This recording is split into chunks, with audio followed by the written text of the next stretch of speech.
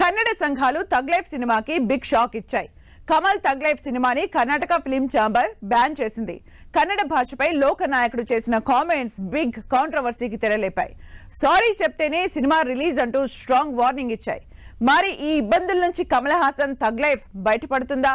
సారీపై Kamal reaction ఏంటి?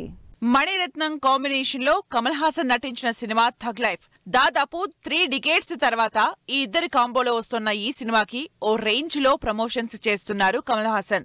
అలా కర్ణాటకలో చేసిన tug life pre release event లో కన్నడ భాషపై కమల్ హాసన్ చేసిన కామెంట్స్ కాంట్రవర్సీకి దారితీశాయి. కన్నడ భాష తమిళం నుంచి పుట్టిందన్న లోక నాయకుడి కామెంట్స్ పై ఫైర్ అయ్యారు కన్నడిగులు. సినిమాని కర్ణాటకలో బ్యాన్ చేస్తామంటూ స్ట్రాంగ్ వార్నింగ్ ఇచ్చారు.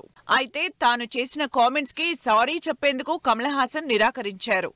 తన కామెంట్స్ తప్పు అనిపిస్తే నిజంగానే క్షమాపణలు చెప్పేవాడినని తనని తాను సమర్థించుకున్నారు.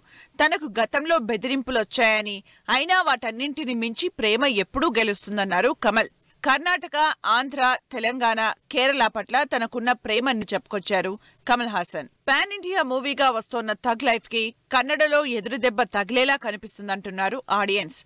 నాయకుడు తర్వాత వస్తోన్న ఈ సినిమాపై భారీ అంచనాలున్నాయి.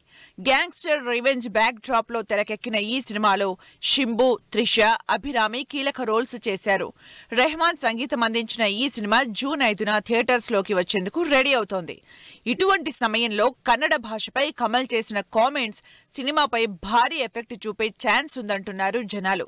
మరి చూడాలి, కమల్ హాసన్ సారీ చెప్పి తన థగ్ లైఫ్ సినిమాని కర్ణాటకలో రిలీజ్ అయ్యేలా చేస్తారో లేదో.